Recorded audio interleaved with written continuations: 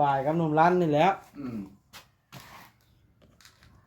เห็ดข้างแน่เนาะเห็ดจนเจอมันก็ได้เลยไก่เห็ดเลี้ยงมันแพ้เอาแม่แพ้ลูกเจ้าเกลือแล้วบาดนะจักโต๊ะพันสิมาหายนอกโอ้เศร้าแล้วโอ้แห้งได้ไว้นั่นนั่นแหละจะว่าเห็ดนี่นั่นแหละจะถามมันแปลมันมีตะนางอ้อมจิตนั่นจะไฟเดใจนั่นเสร็จมันชาโตละแสนมันมีโตใหญ่ได้เนาะละแสนใหญ่เท่าไรไก่แม่ไก่ผู้จัง3อ่ะมันว่าการไก่แม่ว่าปีเดียวเต็มเดินนี่แล้วเนาะหมูมีหาแต่แนบเกลือถ้าบาทนี่เนาะหาแต่แนบเกลือพออาหารถึงมีเงินบ่มีแล้วก็ข้าวแห้งข้าวหยังไปหาน้ำมันน้ำลาไปนั่นแหละเลี้ยงใหญ่ขึ้นไปแล้วจัก100 200ขายใช้น้ำแล้วเงินบาทนี่เนาะคอยมาลิ้นพอกับซื้อต้มเนาะมาเยี่ยมยามเดี๋ยวนี้นัดกันก็บ่จอยได้เดี๋ยวนี้คนสิมาเนาะไปตัดกี่ร้านได้ตัดแบ่งมาคนกำลังมาก่อนมาฮอดก่อนนั่นเห็ดนี่ของมันเห็ดผามันบอกให้มันนั่นตอกที่ใกล้ก่อนเห็ดนิ้วมันไปได้ต้องอันนั้นได้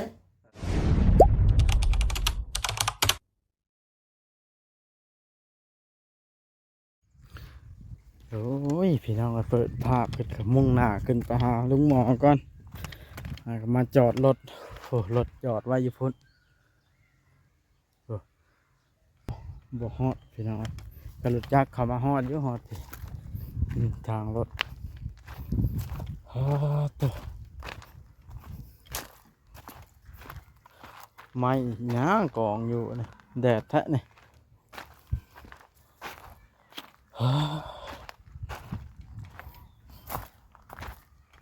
โอ้ได้พื้นใหญ่แท้นี่ไม้ตัดมากองอยู่คือไม้น้อยแท้นี่ไผ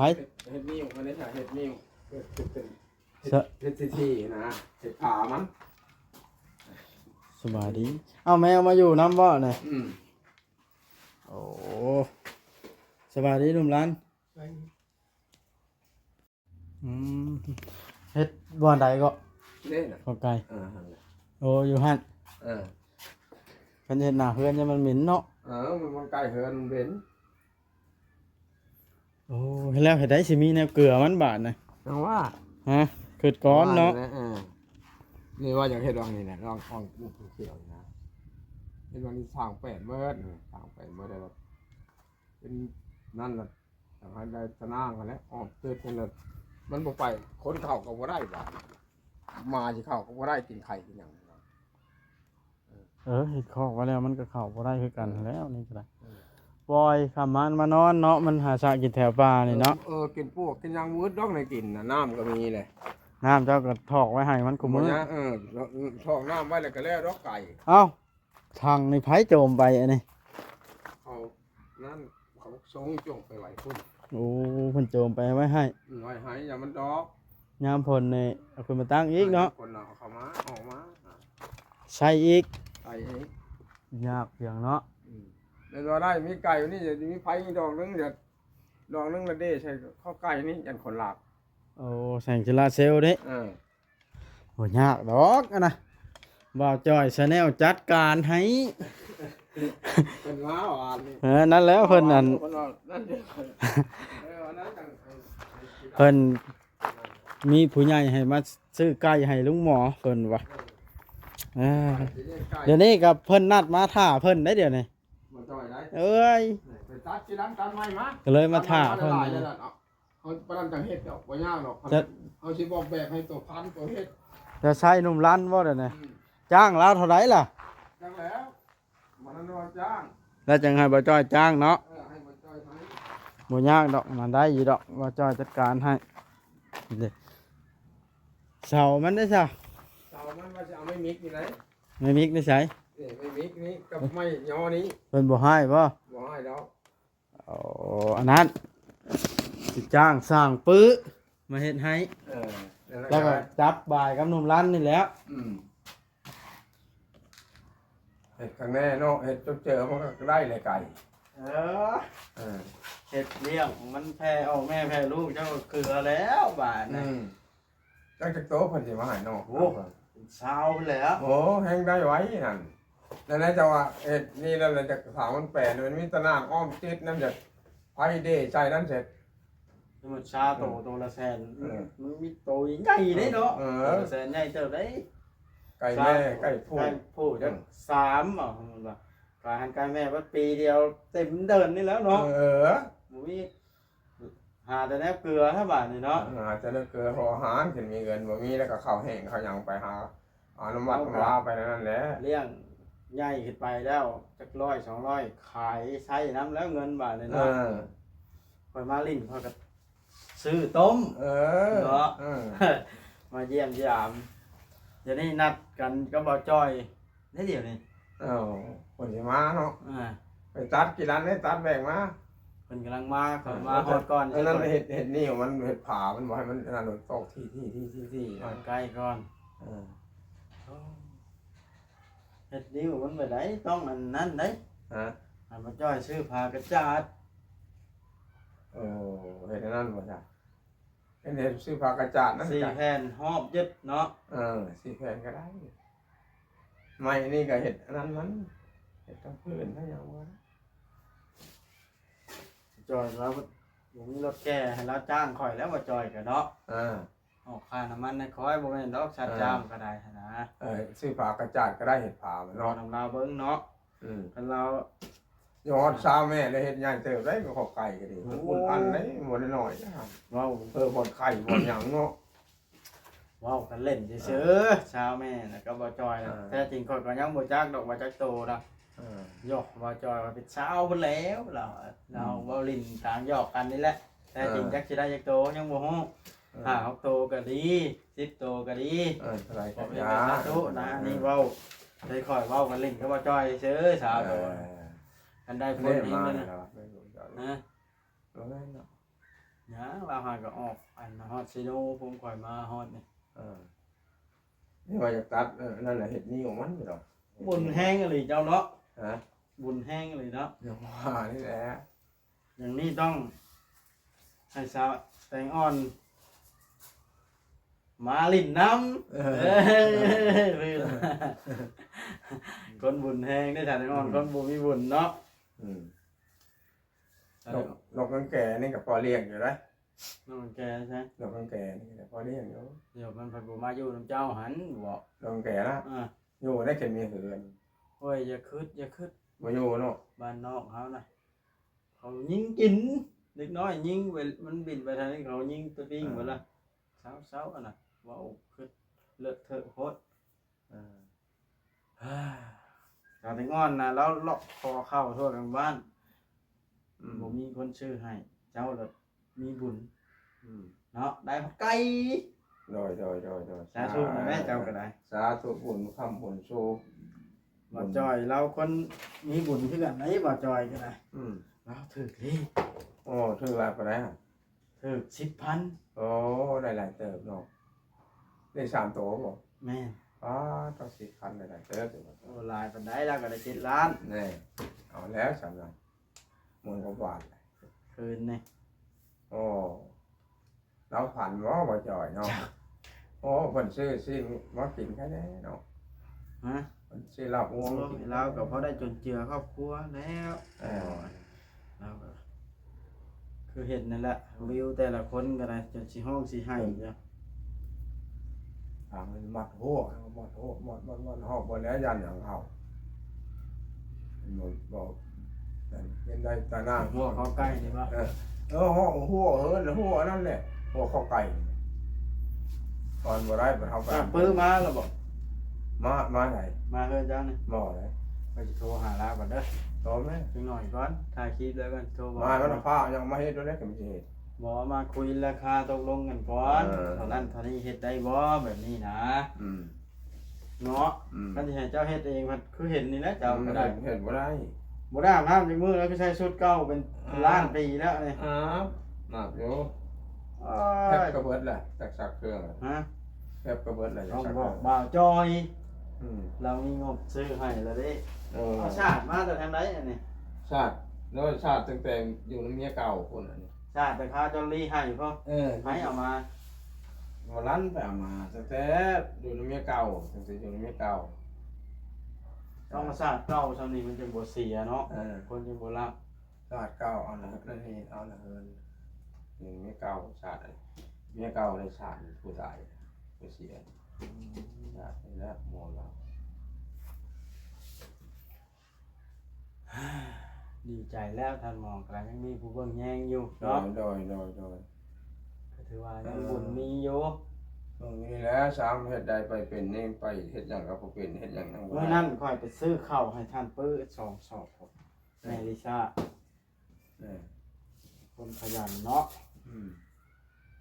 ให้สาวแตงอนไปเลินให้นะให้ปื้อปั่นไข่ลาวอะ2 หน่วย มี2 ถุงถวายปื้ออีตนแล้วเนาะ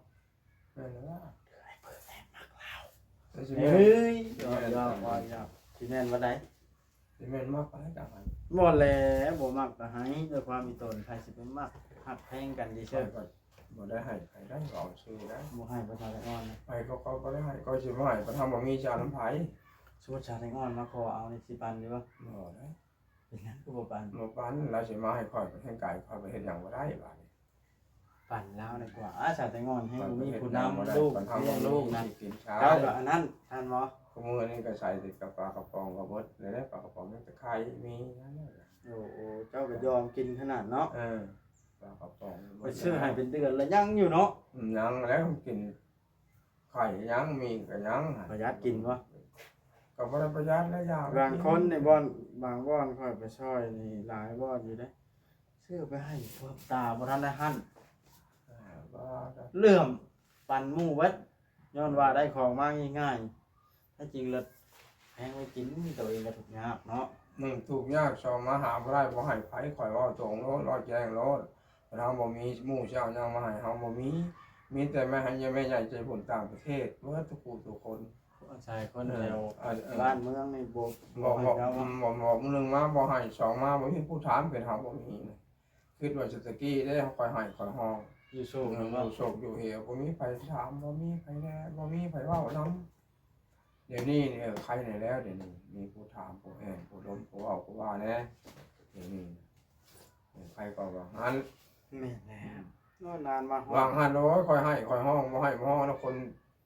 เสลักคนบ่มีบนอยู่บนเสาทั้งหมู่ดูทุกข์นินทาทั้งหมู่ครบบัดน้ำตาตก งัวมาแล้วยังให้แล้วบ่ได้นะ น้ำว่ามาน้ำตาตกก็ได้ตกคือค่อยว่าเฮาบ่มีหมู่เหยียบย่ อืม ำหมู่ว่าน้ำหนักคือตาเฮา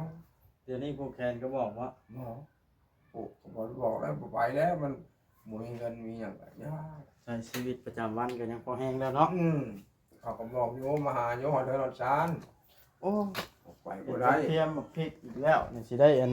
อืม ให้บ่จ้อยตำคุยกล้วยอีกแล้ว เบิดได้ข่อยกินบ่ได้นั่นได้ เจ้าบ่ได้กินซ้ำหนาข่อยเบิ่งนะ กินก็กินเล็กน้อยไปแล้ว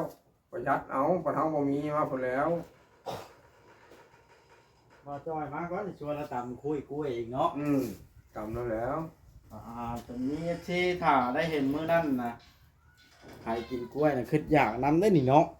กล้วยเสน่ห์เนาะตำ มีบ่ผู้อย่างนั้นจะว่าขอกินไหม นี่เลย บางท่านก็บ่อยากเนาะ ตำใส่มะขามก็คักโอ้ มะนาวได้มะกอกก็ได้ มะกอกก็มีอยู่เอา เนาะ หมูปื้อบ่ได้บ่ให้เพิ่นผู้นี้เนาะ บ่แหละเรากันสนเราก็ให้เล็กน้อยแหละเจ้ากันได้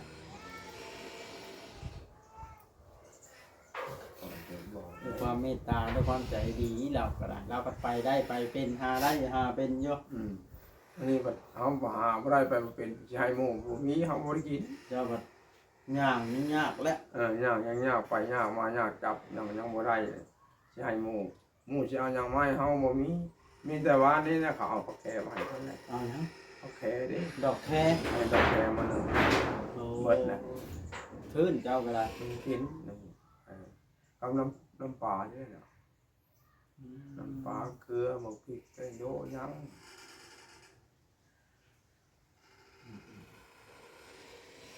กับปลากระป๋องหมดแล้วยังแต่ไข่กับมี กินได้เนาะ เออ รอบตายไปลายมื้อเด้อ เออ น้ำเนี่ยโยกเอาในช่างให้กิน โยกอะไรอย่างเงี้ยกินก็แซ่บ แซ่บได้เนาะ แซ่บมาแล้ว40กว่าเม็ด ใส่ ใส่อะไร ถ้าซักน้ำ บอ มาก ว่าหันน้ำนะใส่ก่อนนั่น เพราะว่าถ้าซักน้ำมาอยู่โน้นมีแต่น้ำเจ้าแหละหลายให้เนาะ นั่นแหละ คนมีบุญได้แบบนี้คอยว่า เอา40ไปเม็ดไปสร้างกินก่อนน้ำใส่มาโยกใส่กันกิน อันนี้บ่คนเอิ้นว่าคนมีบุญ อันนี้เราคนเขาเอิ้นว่าคนมีบุญนะว่าสาธุอ่ะ ซักบางบ้านซักเลิกก็เลิกขึ้นไปชื่ออีแล้ว อยู่ได้นะครับอันนี้เอาใดลงแท้แท้ใดบ่เบิดเนาะ เพราะแม่มีใดจุ่มใดนั่นมีไผจะได้ให้จ่าให้โคตรพักโคตรมีสบายอย่างนั้น มันบ่มีไผต้องให้บ่จ้อยเข้าไผผ้าให้เนาะน่ะเสาไผอยู่จุดทางผ้าเพื่อนนี่ นั่นเนี่ย ประมาณจัก50,000ก็ได้แล้วเนาะทั้งเสาทั้งสายทั้งจ้างเขา ตอ เนาะ นนั้นแล้ว ใช้ตลอดชีวิตบาดในชั่วลูกชั่วเต้าก็ได้เข้าละแต่ปัญหาเสียเงินที่ใส่แล้วเสียภัยเนาะเศร้าๆติดใต้ดอกเซล่านี่ล่ะตามเบิดบุญท่านหมอเอ้ยเป็นยังไงเป็นอยู่นี่บ่เจ้านะ เป็นยังไงเป็นนั่นนี่ สมุดโชว์เด้ ก็อยู่นี่ ไปจะมาเบิ่งก็มา ไป บ่จะมาเบิ่งก็เป็นเน่าอยู่นี่ แล้วแต่ บ่ไปตายเฮือนไผ บอก ตายใครตายอยู่นี่ อยู่นี่ ไปทิ่มเลยชุดแล้วแต่ว่าไปทิ่ม ชุดแล้วแต่ไปสิไปก็ไปเถอะไปก็ชุดแล้วแต่เอาโหมเหนื่อยนี่เป็นยังไงเป็นอยู่นั่นนี่ แต่ว่าคันโอ้หนุ่มรันไปตานไม้หลายๆแล้วฮะพักผ่อนกินน้ำก่อนสามบ่จ้อยซื้อน้ำเย็นมาเนาะไปยันแล้วนี้หนุ่มรันนะมาได้หนุ่มรันเนาะมานี่ได้กินข้าวกินน้ำยังใช่ไหมเนี่ย ยังไม่กิน ยังพันกินครับเขาบอกว่าจ้อยซื้อลาบงัวว่าเนาะ โอ้ย เนาะ เรามาแล้ว อันนั้นเอาไก่จักตัวหนึงนี่เนาะเงินงบซื้อไก่ตัวหนึงนะซื้อลาบงัวมากินนะก่อยสิกินน้ำเลยเนาะ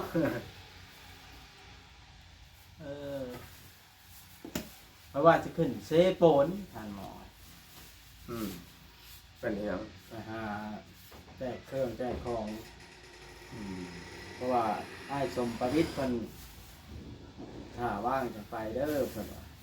มีเวลาจะไปก็ได้แต่ว่ามันก็ต้องสละเวลาได้บ่าเนี่ยเฮาสิไปไก่เนาะ หางานก่อนไปถ่ายคลิปอยู่พุ่นนะไปนอนอยู่พุ่นจักเดือนหนึง ไปโดนแล้ว หรือว่าไปอาทิศหนึงประมาณนี้ ประ นะ มาณนั้น แล้วก็มาจักหน่อยมา2-3มื้อไปอีกแบบนี้นะแบบถ้าไปทำงานอยู่ไทยนี่นะบัดนี้ลอง เขา เบิ่ง ก็ยังไม่ได้ลายไปไหนได้เขา นะ เขาก็ยังไม่ลายไปไหน เขาเริ่มเบิดแล้วบ่นี่ เริ่มแล้วมันยังเบิดแล้ว ต้องบอกว่าจอยเนาะว่าจอยซาแน่ เขากินน้ำแล้ว โทรหาว่าจอยบ่ เขาก็ โทรบ่ โอ้โห เพิ่นเด้อว่าสิโทรหาว่าจอยเด้อ เซรั่มสิไปกินแน่ จะบอกเด้อโทรหาว่าจอยกันเนาะ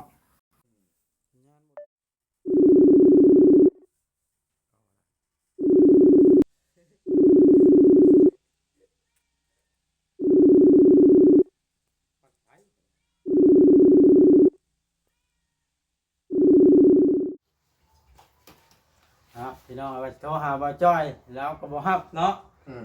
ว่าสิบอกละซื้อลาบงัวมาต้อนท่านหมอแน่บ่ได้กินข้าวเช้าพี่น้องเอ้ยตบโคตรเหลือว่าจอยบ่รับสายกันจักดิเนาะบ่ว่ากันพี่น้องจะว่าเพิ่นอัน ขับรถอยู่เนาะพี่ว่าสิได้จบคลิปลงกันแล้วพี่น้องนอนถามว่าจอยจังหน่อยก่อนเนาะสำหรับคลิปนี้ขอจบซ้ำนี้ซะก่อน